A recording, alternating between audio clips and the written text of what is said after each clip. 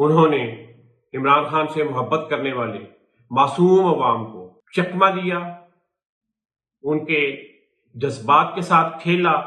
وہ چوری کھانے والے مجنون تھے، وہ خون دینے والے مجنون نہیں تھے، جنہوں نے غلط خبروں سے، غلط معلومات سے، اپنی نجومی گری سے رمضان کا آخری عشرہ ایک ادھم مچائی رکھا۔ یہ جو کہیں شو کر رہے تھے کہ وہ ایوان اقتدار کی میزوں کے نیچے گھس کے بیٹھے ہوئے تھے، انہی چوری کھانے والے مجنوؤں کے چنگل میں اس وقت پی ٹی آئی بھی ہے۔ بسم اللہ الرحمن الرحیم۔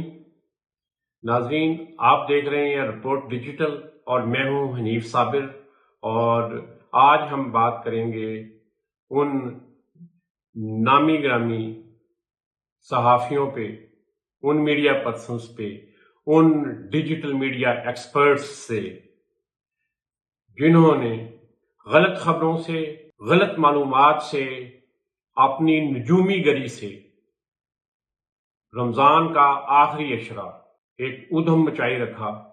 وہ عشرہ جس کو جہنم کی آگ سے بچاؤ کا عشرہ کہا جاتا ہے، وہ عشرہ جس میں لوگ خصوصی طور پر اہتمام کرتے ہیں کہ وہ گناہوں سے بچیں، جھوٹ سے، بددیانتی سے بچیں اور رجوع کریں اور معافی مانگیں اپنے ان غلط کاریوں پہ، غلط کاموں پہ، ان کوتاہیوں پہ جو ان سے سرزد ہوئیں۔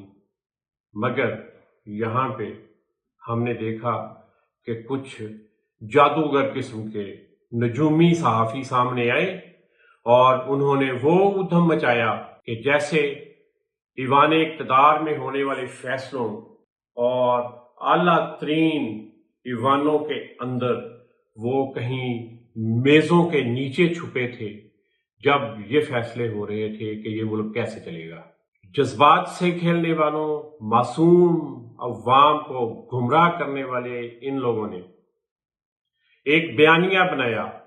بڑے ترم خان قسم کے نامی گرامی صحافیوں نے اپنے ویلاگز میں، اپنے ٹاک شوز میں، اپنی گفتگو میں، اپنی سوشل میڈیا پوسٹس میں یہ کہا کہ سب کچھ طے پا چکا ہے، سب کچھ طے پا چکا ہے، ہر چیز طے ہو چکی ہے، اور عمران خان عید الفطر، یہ 2026 والی عید الفطر اپنے گھر میں منائے گا۔ ان کے بقول بنی گالہ میں اور زمان پارک لاہور میں خان کی آمد کے پیش نظر تزئین و آرائش شروع کر دی گئی ہے، تیاریاں شروع کر دی گئی ہیں، اور وہ پتہ نہیں کیا کیا ادھم مچاتے رہے کہ یہ گورنمنٹ گئی، وہ گورنمنٹ گئی، یہ گیا، وہ آیا۔ ایک عجیب قسم کا ماحول انہوں نے پیدا کیا۔ بڑے بڑے نامی گرامی صحافی ہیں، بڑے نامی گرامی سیاستدان ہیں۔ آج ہم جب پیچھے مڑ کے دیکھتے ہیں تو ہمیں یہ سمجھ آتی ہے کہ یہ سارا کچھ، یہ سارے دعوے، یہ سارے اندرونی ذرائع، یہ سارے بیرونی ذرائع، یہ جو کہیں شو کر رہے تھے کہ وہ ایوان اقتدار کی میزوں کے نیچے گھس کے بیٹھے ہوئے تھے اور لوگوں کی باتیں خود سن رہے تھے اور فیصلہ سازی کو اپنی آنکھوں سے ہوتا ہوا دیکھتے اور کانوں سے سنتے رہے تھے، ان کی کون سی بات سچ ثابت ہوئی؟ یہ کسی اس صحافی کے اندر، کسی میڈیا پرسن کے اندر، کسی اس نامی گرامی ڈیجیٹل میڈیا ایکسپرٹ کے اندر کیا اتنی اخلاقی جرات ہے کہ وہ اسی طرح ٹیلی ویژن پہ بیٹھے، اسی طرح کیمرے کے سامنے بیٹھے، اسی طرح ٹاک شو میں بیٹھے اور وہ کہے کہ مجھ سے غلطی ہوئی، وہ یہ کہے کہ اس کو غلط بات فیڈ کی گئی تھی، کہیں سے اس کو یہ بتایا گیا تھا اور اس کے ذرائع جو ہیں وہ مکمل طور پر ناکام ثابت ہوئے ہیں اور ان کی بات غلط ثابت ہوئی ہے؟ کہیں کسی میں یہ اخلاقی جرات ہے کہ وہ یہ کہے کہ یہ کہانی نہ کہیں اندرونی ذرائع کی تھی، ان کی اپنی ذہنی اختراع تھی؟ انہوں نے عمران خان سے محبت کرنے والے معصوم عوام کو چکمہ دیا، ان کے جذبات کے ساتھ کھیلا۔ کس لیے؟ ویوز کے لیے، ڈالر کمانے کے لیے۔ تو گویا رمضان کا آخری عشرہ جو استغفار اور عبادت گزاری اور گناہوں سے بچنے کا تھا، انہوں نے جھوٹ کی بنیاد پہ، انہوں نے غلط بیانی کی بنیاد پہ، انہوں نے لوگوں کے جذبات سے کھیلنے کے لیے یہ سارا کھیل رچایا۔ آج کس میں اخلاق کی ضرورت ہے؟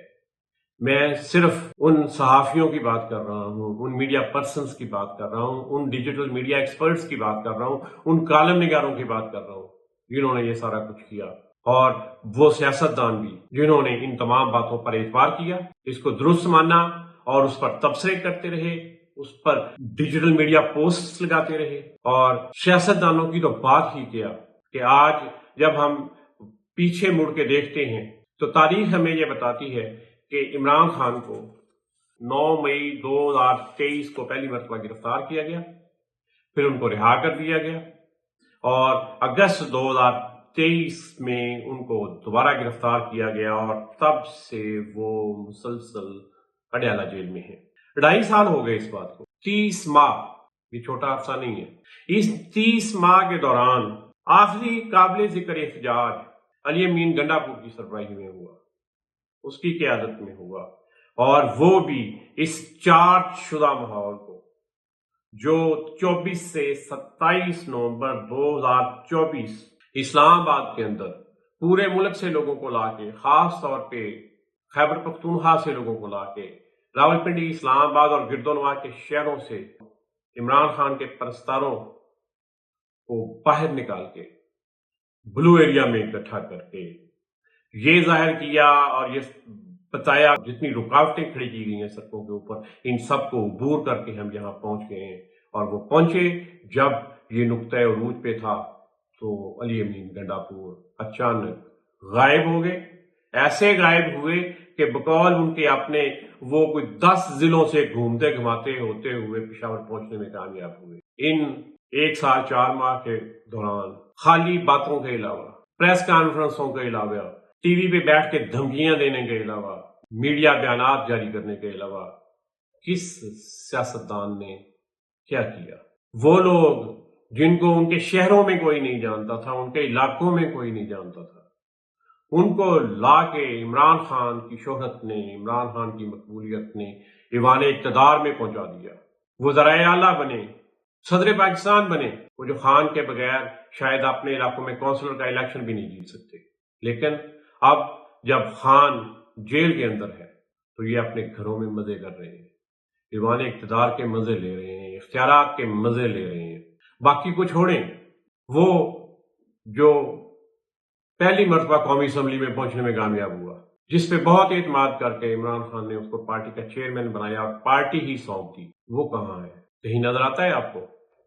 کہیں نظر نہیں آتا۔ وہ لوگ جنہوں نے عمران خان کی حکومت کے دوران وزارتوں کے مزے لیے، جو مشیر رہے، جو معاون خصوصی رہے، جو غیر منتخب انتہائی اہم پالیسی ساز اور فیصلہ ساز پوزیشنوں پہ رہے، مرکز میں بھی، پنجاب میں بھی، وہ لوگ کہاں ہیں جو خیبر پختونخوا میں 2013 کے الیکشن کے بعد حکومت میں آئے، جن کو وزارتیں ملی 13 سے 18 تک بھی، اور پھر 18 سے 22 تک بھی، اور پھر ابھی تک جن کے پاس وزارتیں ہیں، جن کے پاس عہدے ہیں، جن کے پاس محکمے ہیں، جن کے پاس اختیارات ہیں، جو فیصلہ سازی کر رہے ہیں اپنے صوبے کے اندر، وہ پارٹی لیڈر کہیں آپ کو نظر آتے ہیں؟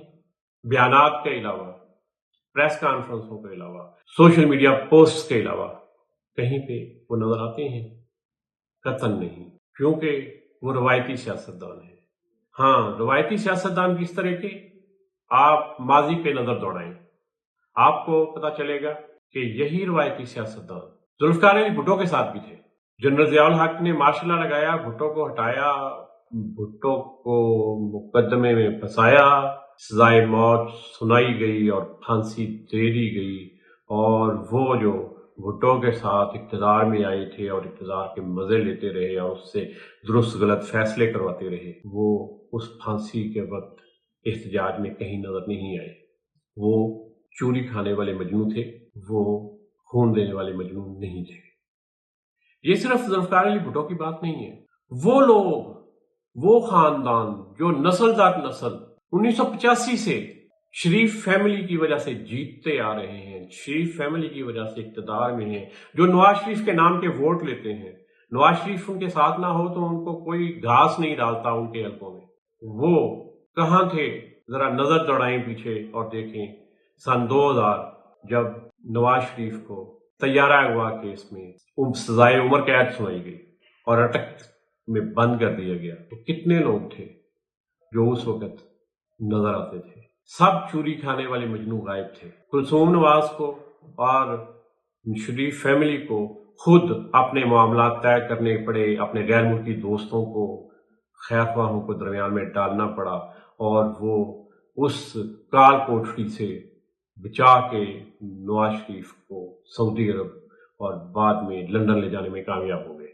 نواز شریف واپس آئے، پھر اقتدار میں آئے، پھر مصیبت میں پھنسے، پھر ایک عدالتی فیصلے کے ذریعے ان کو نااہل کر کے جیل میں بند کر دیا گیا۔ تو ایک نعرہ لگا ووٹ کو عزت دو۔ وہ جو 85 سے ابھی تک شریف فیملی کے نام کے ووٹ لے کے اقتدار میں آ رہے ہیں، سیاست کو انجوائے کر رہے ہیں، عہدوں کو انجوائے کر رہے ہیں، وہ کہاں تھے؟ کتنے لوگ تھے جو ووٹ کو عزت دو کے جلوسوں میں، جلسوں میں، احتجاجوں میں ان کے ساتھ نظر آئے؟ وہ خون دینے والے مجنوں نہیں تھے، وہ چوری کھانے والے مجنوں تھے، اور انہی چوری کھانے والے مجنوؤں کے چنگل میں اس وقت PTI بھی ہے۔ بہت شکریہ، اللہ حافظ۔